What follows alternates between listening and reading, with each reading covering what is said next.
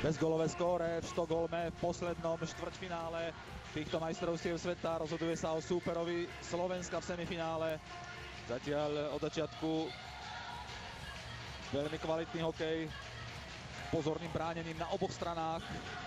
Každá chyba sa môže v tomto zápase stať osudnou. Môže to byť zápas o 1-2 góloch, ktoré budú mať rozhodujúci vplyv na konečný výsledok. Veľmi dôležité bude, kto dá v tomto zápase prvý gól.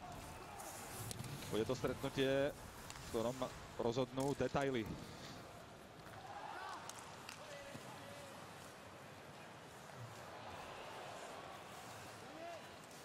Čím skôr ten gól padne, tým lepšie pre divákov. Hra sa bude musieť trošku otvoriť. Teraz možnosť pre Erikssona, je to gól! Louis Eriksson! 12 minút a 50 sekúnd pred prvou sirénou. Dáva Švédom veľkú nádej do ďalšieho priebehu, pretože Švédi teda vedú 1-0 a Louis Eriksson dáva svoj 5. gól na šampionáte. Áno, bola to pekná akcia, trošku sme to pobosorovali a gól hneď padol. Zase sme videli silných švédskych hráčov v súbojoch 1 na 1 a rozobrať tú českú obranu. Krásne medzi nohy mu to tam zasunul Louis Eriksson a len potvrdzuje na tomto šampionáte. Patrí medzi najlepších strelcov. Teraz Kouka urobil výbornú prácu v útočnom pásme. Vystihol švédsku rozohrávku, inak Karlsson je jasne najvyťaženejším švédskym hráčom na tomto turnaji s ice timeom 23 minút a 14 sekúnd na zápas. A zatiaľ je štvrtým najproduktívnejším backom turnaja za Duncanom Keithom, Jonasom Hulosom a Justinom Folkom. Áno, a keďže všetci traja už sú mimo hry, tak Česi vyrovnávajú na 1-1. Rýchla česká odpoveď. Petr Nedvěd dáva svoj 4. gól proti Švédom v tejto sezóne. A potvrdil, že je tajnou zbraňou českého tímu. Petr Nedvěd presne potvrdil to, čo si o ňom pred chvíľou hovoril. Je to výborný hokejista, oddychol si v zápase s Nemcami. A teraz plný síl dáva gól a vyrovnáva na 1-1. Takže Peter Forsberg hovoril veľmi dobre, vedel, čo hovorí, keď varoval pred týmto útočníkom. Ale musíme pochváliť, veľmi dobrá nahrávka. Od Jakuba Nakládala, českého beka. Vidno, že Češi bránia svoju červenú čiaru, je veľmi rozumné. Nesmú dať moc priestoru v strednom pásme švédskému mužstvu, ktoré je vynikajúce kombinačne. Niklas Bäckström, Erikssonova strela. Obranca Detroitu Red Wings, Jonathan Eriksson iba vo svojom druhom vystúpení na tomto šampionáte po prekonaní zdravotných problémov. Ale teraz možnosť pre Milana Michálka. A je to 2-1, Jiří Novotný. Česi vedú. No tak to je veľká studená sprcha pre švédskych fanúšikov Halle Globen. Vynikajúca práca Milana Michálka. To bolo zase veľké zaváhanie v obrannom pásme domácich Švédov. Veľmi pekná nahrávka a ešte krajší teč od Novotného. Zaisťuje Švédom vedenie 2-1. Čo je 3 minúty pred koncom prvej tretiny. Trošku aj prekvapujúce.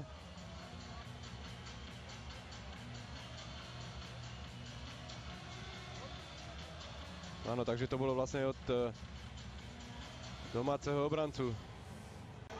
Možno trošku pracujú aj nervy v tom domácom prostredí.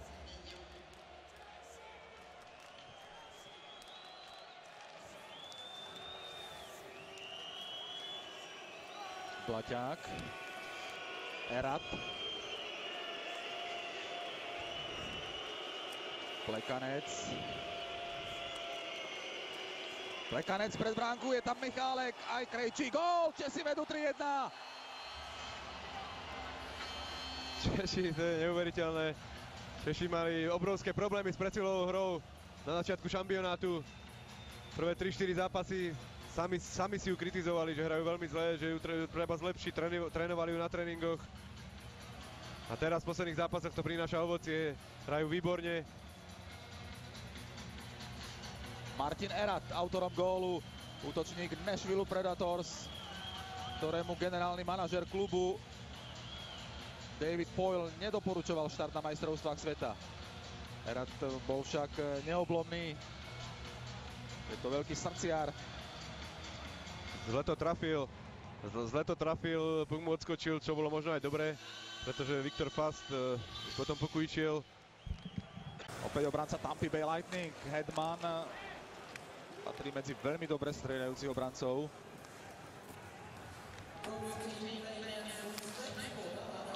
Hovorili sme o tom, že bol dvojkou draftu v roku 2009, keď vyššie bol iba John Tavares v spomínanej sezóne. Hedman je dlhodobo už kľúčovým obrancom Tampa Bay Lightning. Opäť Hedman, pred bránkou je úplne voľný Louis Eriksson. Alebo to bol Hornqvist. No neviem, čo to bol, toto je aký zápasnícky zákrok dozadu zo strany českého obrancu. Ale rozhodca bol blízko pri tom. Tak to asi videl. Áno. Sme videli, že Nemec vyskočil si zozadu na Hornqvista.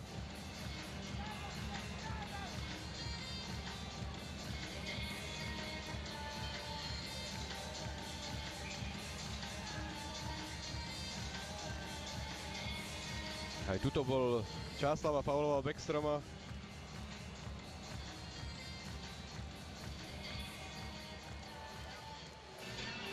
No, rozhodcovia zatiaľ nevylučujú.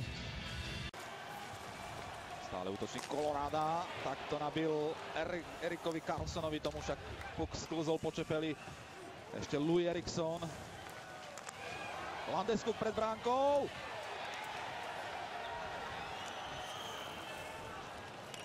Landeskog je veľmi silný pri mantineloch.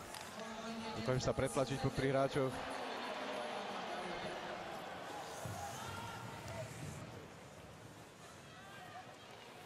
Najlepšie bodyčekujúci hráč celej NHL. To hovorí za všetko v jeho prvej sezóne. A je to gól! Henrik Zetterberg! Kontaktný gól v závere prvej tretiny výrazným spôsobom dramatizuje ďalší priebeh zápasu. Dá sa povedať, že pán hokejista Henrik Zetterberg zase predviedol svoje schopnosti. Vynikajúci hokejista, ktorý sa dokázal uvoľniť pri mantineli. To pri dvoch českých hráčoch a zase sa natlačil pred bránku a vracia Švedov do zápasu. Áno. To je hráč, ktorého veľmi ťažko odbrojiť od puku a vždycky aj keď už si obranca myslí, že ho má, tak Zetterberg má veľmi dobrú kontrolu puku a všetky aj tie odrazené puky, všetko kontroluje, všetko sa odrazí k nemu, lebo vie veľmi dobre predvídať, kam ten puk asi pôjde a to je jeho určite jedna z najväčších predností. Dneska už krásne nahral na jeden gól, teraz jeden dal. Odvrátili hrozbu predĺženia a postúpili ako tretí do semifinále. Slováci sú prvým tímom, ktorý si zabezpečil účasť v najlepšej štvorici a práve víťaz tohto duelu bude v prvom sobotnejšom semifinále súperom našich hokejistov.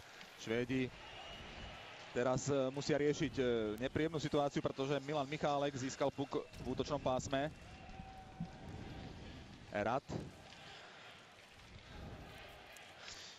Vidíme, že Hedman robí chyby v tomto zápase, tak jak ich robil aj v prvom zápase na tomto šampionáte, potom sa postupne zlepšoval, ale tento robustný obranca si s pukom niekedy nerozumie a českí hráči sú veľmi šikovní a dokážu tieto jeho zaváhania využívať. Teraz Jonathan Eriksson, 3-3. Obranca Detroitu Red Wings to napálil presne. Strelou zápestím nedal Kovářovi šancu. fantastický vstup Švédov. Tak ako končili druhú tretinu, tak ju aj začali. Ale určite takto si to nejak aj predstavovali a takto si to aj rozprávali v kabíne cez prestávku, že musia dať čo najskôr ten vyrovnávajúci gól. Takže pre Švédov ideálny scenár po dvoch tretinách sa naplnil, že hneď vyrovnávajú na začiatku tretej tretiny a začína sa odznova. Bola to taká ľahká strela, nahodený puk, ale veľmi dobre to trafil Eriksson. Neviem, ale zdá sa mi, že tam nikto nestal pred českým brankárom. Neviem, či on trošku tú strelu nepodcenil.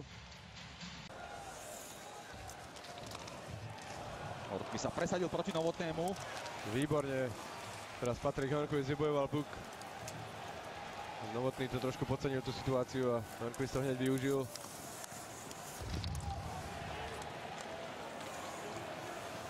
Martinerad. A už je tu posledná minúta tretej tretiny. Alfredsson. Jonathan Eriksson. To bola chyba. Martinerad môže ísť dopredu. Ale vyriešil to Niklas Bäckström. Rad je veľmi rýchly a takto keď dokáže získať puk, veľmi často je z toho prečíslenie 2 na 1. Len tak, že nepoužil svoju rýchlosť. Švédska strata puku a rozhodnuté je zrejme na českej strane. Neuveriteľný gól. Milan Michálek, o ktorom sme hovorili, dáva gól v pravom momente. Tak to je naozaj zlatý český muž. Áno, bavili sme sa o tom, že nedal gól, dal iba jeden gól na tomto šampionáte, je to vyhlásený strelec. Bavili sme sa o tom, že je len otázkou času, kedy sa dokáže presadiť a tento zápas je ten najvhodnejší, kedy to môže prísť a tie slova vlastne potvrdil teraz 29 sekúnd pred koncom, keď dokázal zobrať puk švédskému obrancovi vo vlastnom pásme a pozrite sa, medzi dvoma hráčmi sa presadil. A takto strieľajú kanonieri NHL rozhodujúce góly. Pozrite sa, nedal Fastovi žiadnu šancu a hovoril som o tom, že Viktor Fast má jedinú slabinu a tou slabinou je strela nad lapačku, na ľavé rameno a Milan Michálek, neviem, či to vedel, alebo či tam dáva góly stále, ale určite to vystihol. Urobil to famózne, to bola Milana Michálka, to bol zlatý moment Milana Michálka. Nabuli Na ťažkého súpera v Plekancovi, teraz ale potrebuje potvrdiť tie štatistiky, ktoré sú naozaj